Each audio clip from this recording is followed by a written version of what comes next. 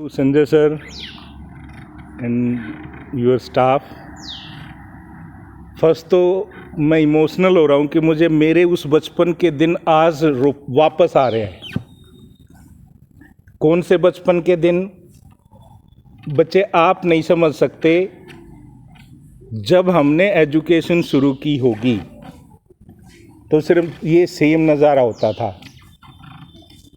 जो बच्चे आज आप लोग बैठे हुए हैं, मैंने 1988 में मैट्रिक पास की थी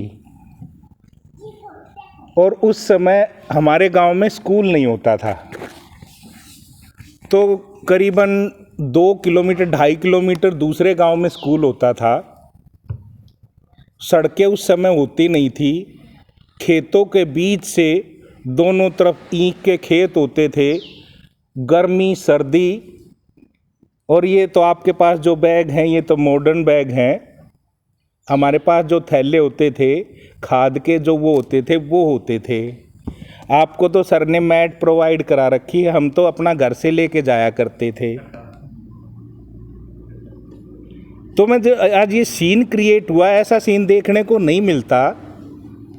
तो मुझे वो बचपन मेरा याद आया कि जब हमने पहली क्लास में एडमिशन लिया था और मैंने जाके देखा कि वो स्कूल क्या होता था, सेम होता था। अब तो फिर भी चेंज है कि उस समय ऐसा ही होता था। आज तो मॉडर्न है, आज स्कूल वो नहीं रहे। और मैं समझता हूँ कि ये एजुकेशन जो होती है ना, अगर हम अपनी हिस्ट्री को पढ़ें तो जिनको हम भगवान कहते हैं, भगवान राम कहें, श्री कृष्ण कहें, उन्होंने भी एजुकेशन ऐसे बैठ के लिए, अपने गुरु के चरणों में बैठ के लिए। और मैं अपना फैमिली बैकग्राउंड बताऊं तो इतना ही लो बैकग्राउंड था। मेरे फादर जो एक लेबर क्लास थे, मजदूरी किया करते थे और हम 5 भाई बहन पढ़ने वाले थे। सारे गवर्नमेंट स्कूल में जाते थे और आप बिलीव नहीं करोगे, 8th क्लास में हमारा बड़ा जो सबसे ब्रदर था, उन्होंने हरियाणा टॉप किया था गवर्नमेंट स्कूल में पढ़ के। वो एक इंस्पिरेशन थी कि आसपास के गांव में मेरी फैमिली में ये कहा करते हैं उनके बच्चे पढ़ते हैं। वो मेरे बिग ब्रदर जो है बैंक ऑफ बड़ौदा से नॉर्थ रीजन के AGM रिटायर हुए अभी। एक मेरा ब्रदर जो है वो एक्सियन टेलीफोन एक्सचेंज से रिटायर हुआ। किस कारण? सारे गवर्नमेंट स्कूल से पढ़े हुए। आपकी तरह उससे इससे मैं कहता हूँ कि इससे भी आज आपको तो 5 रुपये 2-4 रुपये फिर भी पेरेंट्स प्रोवाइड करा देता है, हमें नहीं 5 पैसे भी प्रोवाइड होते थे। मैं कहना क्या चाह रहा हूँ बेटा, एजुकेशन जो है वो पैसों की गुलाम नहीं है, शिक्षा पैसों की गुलाम नहीं है। तो जितने भी छोटे बच्चे मेरे बैठे हैं, इस बात को ध्यान रखना कि ये नहीं कि सिर्फ पैसे वाला ही पढ़ेगा,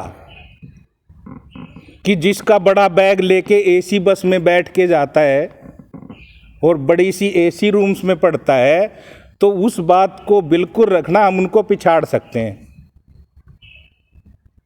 सिर्फ एक बात याद रखना, 2 चीज़ें सक्सेस के लिए रखना, तीसरी की जरूरत ही नहीं है, हार्ड वर्क और ऑनेस्टी।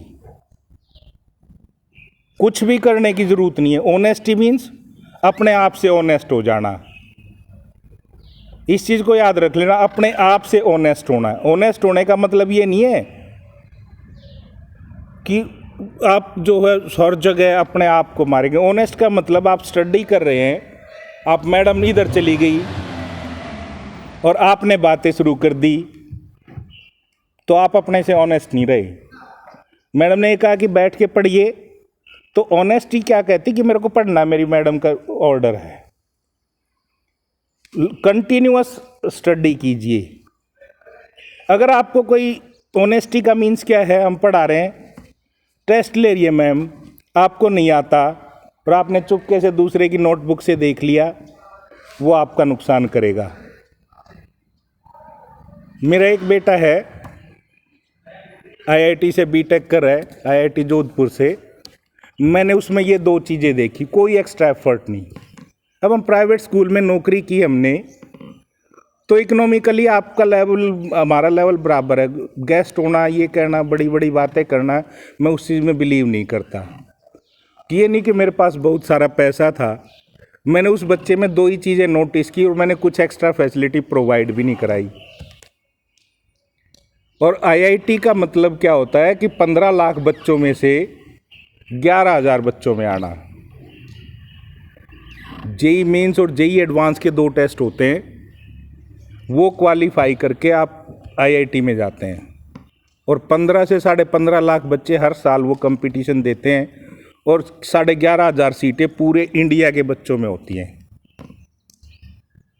कोई कोचिंग नहीं, कोई स्पेशल फैसिलिटी नहीं, सिर्फ वो क्या करता था, किसी भी ट्यूशन वाले, किसी भी टीचर से मैंने उसके बारे में रिपोर्ट ली तो ये करता था कि उसकी पहली सीट फिक्स होती थी, सबसे पहले जाके बैठना अपनी सीट पे। अगर उसको नहीं आया, टेस्ट दिया, तो उसने दूसरे की नोटबुक में कभी झाँका ही नहीं। उस डाउट को नोट किया, टीचर से क्लियर किया। जब तक क्लियर नहीं हुआ, टीचर के सामने ये नहीं कहा मेरे को समझ में आ गया। यही सक्सेस थी। अगर पैसे से शिक्षा मिलती हो तो इतने पैसे वाले हैं, सिर्फ वही पढ़ेंगे। आपने नाम सुना होगा बाबा भीमराव अंबेडकर का, सुना है? BR अंबेडकर। हम तो फिर भी आज हैं, वो टाइम बहुत अलग था कि कितनी डिफ़िकल्टी उन्होंने फेस की होंगी और दुनिया का वर्ल्ड सबसे पढ़ा लिखा आदमी बना। जितनी डिग्री बाबा साहब के पास थी आज तक ना किसी ने ली है और शायद होंगी भी नहीं। 9 भाषाएं जानते थे और गरीब परिवार से संबंधित थे। तो पढ़ना, अब मैं कहता हूँ पढ़ाई का मतलब क्या है? एक नेगेटिविटी आती है, जो नेगेटिव लोग हैं वो क्या कहते हैं कि पढ़ लिख के क्या क्या बन गए, पढ़ लिख के क्या बन गए। कोई मुझसे ही कहे कि पढ़ लिख के क्या बन गए। पढ़ना आप जॉब के लिए नहीं है कि जॉब मिलेगी, पढ़ने से आप एक अलग वर्ग में आते हैं। अनपढ़ और पढ़े लिखे में डिफरेंस क्या होता है? वही मनुष्य, वही बच्चे वो हैं जो पढ़े लिखे हैं, जो अनपढ़ हैं वो भी हैं। अब पढ़े लिखे और अनपढ़ में डिफरेंस क्या आता है? मैनर्स का। किसका? तो पढ़े लिखे का बोलने का वे ऑफ टॉकिंग, और उसकी समाज में एक अनपढ़ को और एक पढ़े लिखे को इकट्ठा करेंगे तो उसका लुक और उसके मैनर उसको बताएंगे कि ये पढ़ा लिखा है, ये अनपढ़ है। तो सबसे इम्पोर्टेंट है मैनर में सुधार आता है, आपकी रिस्पेक्ट मिलती है। बगैर पढ़े लिखे रिस्पेक्ट नहीं मिलेगी। अगर आज मैं यहाँ खड़ा हूँ तो मेरी स्टडी के कारण है, मुझे जाना गया मेरे हार्डवर्क के कारण है।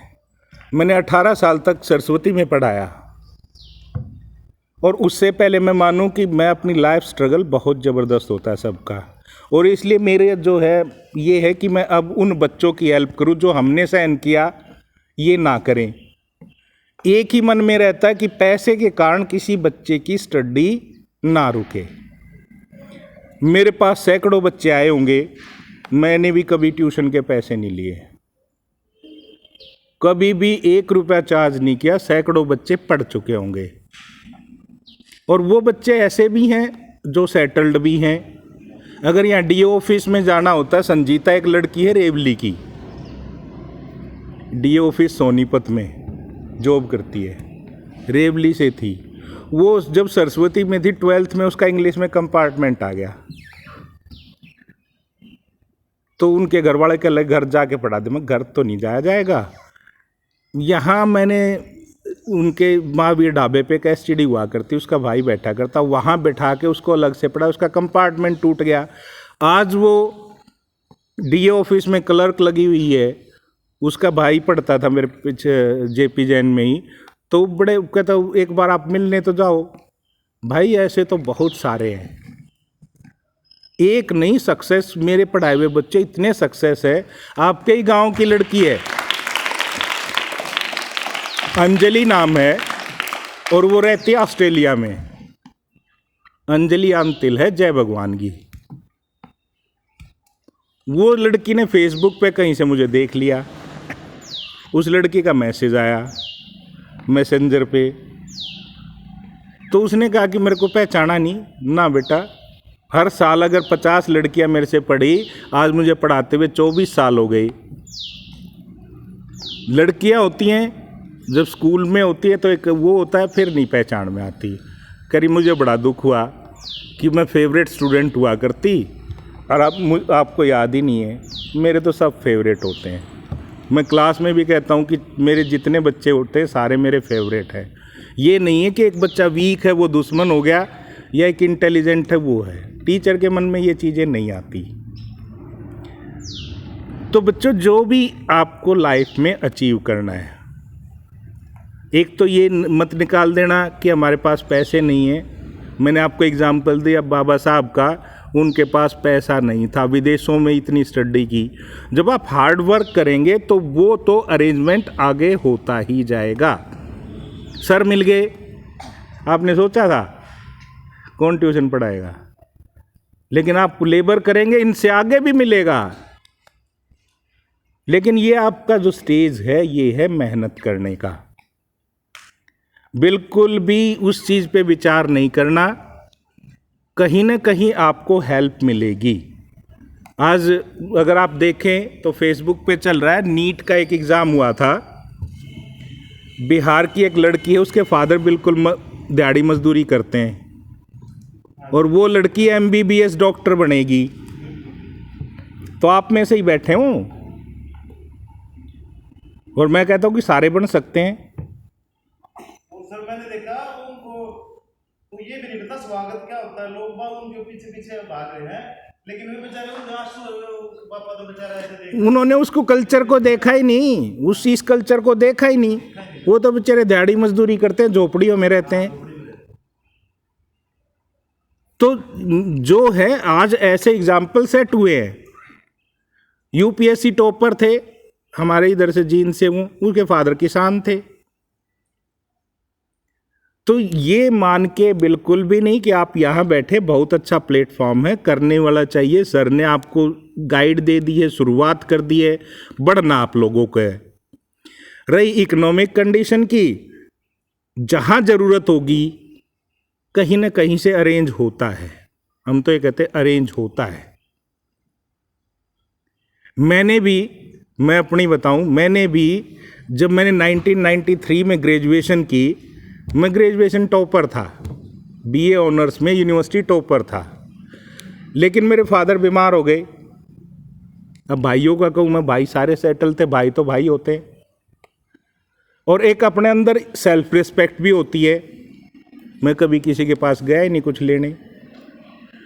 जब मैंने यहाँ GT रोड पे STD हुआ करती 1994 में, मैंने B.Ed में एडमिशन लिया।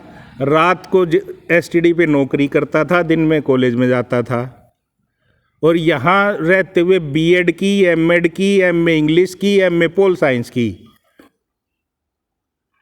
रात को यहाँ जॉब करता, 1000 रुपये मिलते थे उस समय अपने खर्चे के।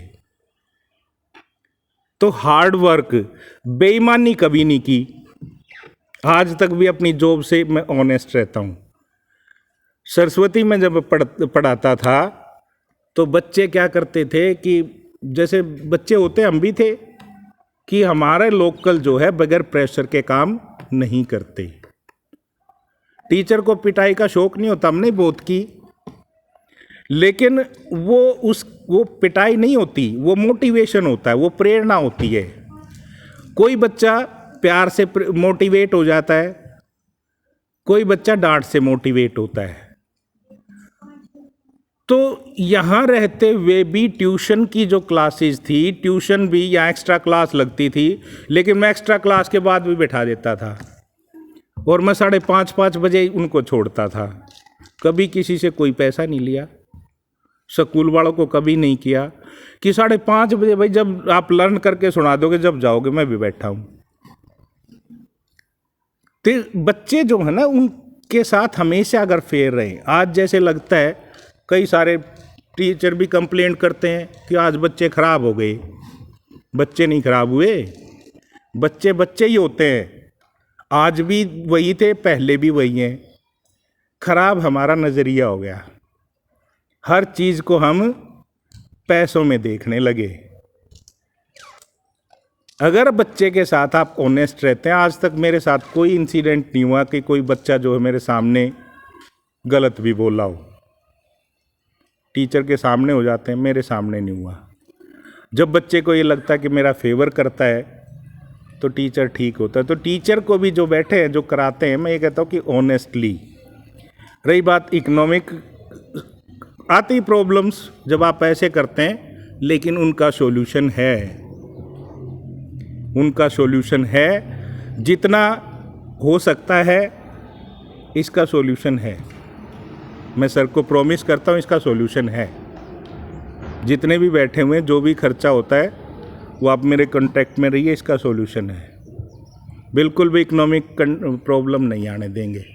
मैं बार बार देखता था, जैसे फेसबुक पे देखता था, शायद मैंने सर को एक दिन मैसेज भी किया था कि अगर मेरी हेल्प की ज़रूरत हो तो मैं हमेशा तैयार रहता हूँ। और इन बच्चों के लिए, इनके फ्यूचर के लिए हमेशा लेबर करें। बिल्कुल भी किसी को दिखाने की ज़रूरत नहीं है। ये बिल्डिंग बनी हुई है, इसमें नींव की ईंट भी लगी हुई है, वो दिखती थोड़े है। उठा संभाल तो नहीं रखा है। तो हमें किसी को कुछ शो ऑफ करने की ज़रूरत नहीं है। चाहे यह स्टाफ भी बैठा है, अगर आप ऑनेस्टी इन बच्चों से साथ करेंगे तो रिवार्ड ज़रूर मिलेगा। मुझे मिला है कि मैं एक्सपेक्ट भी नहीं कर सकता था कि बच्चा IITian होगा, मुझे मिला है और मैं उसी से संतुष्ट हूँ। मैं पैसे की परवाह नहीं करता और आगे भी नहीं करता। तो यहाँ मैं आपको एक ही बात कह के रुकूंगा कि इकोनॉमिक जैसा मेरा है, तो इनकी हेल्प के लिए जो भी आपको सुविधा की ज़रूरत पड़े, तो एट प्रेजेंट तो 5,000 रुपये मेरी तरफ से हैं। सभी बच्चों की हेल्प की जाएगी। और ये तो मेरी तरफ से है, मैं फिर प्रॉमिस करके जा रहा हूँ, अगर आगे इकोनॉमिक कोई प्रॉब्लम आएगी तो उसका सॉल्यूशन होगा। Keep in touch. बस मैं यही चाहता हूँ कि ऑनेस्टली इन बच्चों को आगे बढ़ाया जाए। कोई भी एक भी बच्चा मेरे मन से ये ना हो कि इसको इकोनॉमिक प्रॉब्लम थी और इस बच्चे की स्टडी हैम्पर हुई। यहाँ से जब आगे जाते हैं, यहाँ से जब जाएंगे हायर स्टडी में जाएंगे, 8th 9th में जब जाते हैं, कोई बच्चा होता है तो ज़रूर कांटेक्ट करें, उसको फ्री ऑफ कॉस्ट अच्छे स्कूल में पढ़ाएंगे। फीस देने वाले का अरेंजमेंट मेरे पास है।